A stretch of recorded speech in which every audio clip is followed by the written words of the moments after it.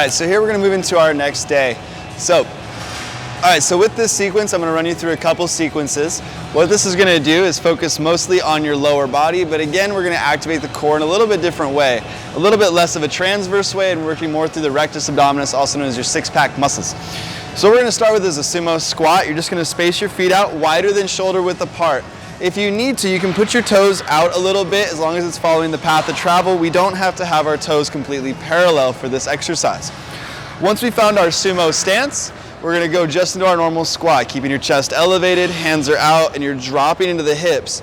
You wanna really feel the stretch to the hips and really engage the glutes and let the knees come out. We don't wanna let those knees cave in, really force those knees out. From here, we're gonna move into a curtsy lunge. So just like our transverse, we're gonna go ahead and have our hands on our hips if you like. They can be in front of you if you like, starting with our feet close together. You're gonna bring your foot back and sweep it so your knees come in line with each other.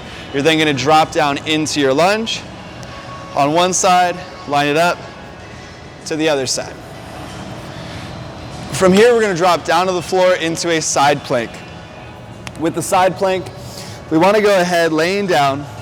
If you need to, you can have your knee bent, so that way you can use it for an assistant. And then you're gonna have your chest flat, arm, shoulder, elbow to wrist in line. From here, you're gonna have your hand on your hip, lift up, squeezing through the glute and the oblique, and then drop it back down. Or you can have your feet close together or slightly static to lift up, engaging the oblique a lot more, but it's gonna work the glutes a little less. From here, in our second sequence, we're gonna focus entirely on the floor. We're gonna start with a push-up pike, or a pike push-up. So you're gonna have your feet in your push-up position. You're gonna drop down, press up, and push yourself back into a downward dog. Also the pike. If you need to, drop to your knees, perform your push-up, and then back into your pike. From here, we're gonna move into flutter kicks. You're gonna lay down flat on your back. Make sure that your lower back stays connected to the floor. If we need to, make a diamond shape with your hands, placing it underneath the tailbone, and then go ahead into small movements with your feet up and down. Make sure you try to keep your heels about an inch above the ground at all times. Oops. From here, we're gonna move into some supine abductions. With the supine abduction, you're gonna lay down flat on your back. One leg is gonna be out and elevated, just like our flutter kick, and then you're just gonna extend the leg out laterally and then back to your center position.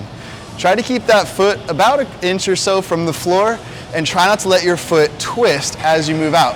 You wanna keep that toe up to the ceiling the entire time before moving to the other side for the same exercise. Finishing off this sequence is animal squats. You're gonna start in a prone position, feet are shoulder width apart. You're then gonna squat back, making sure your knees are slightly elevated over the floor, and then back to your push-up position. If you have any questions, feel free to contact me at any time.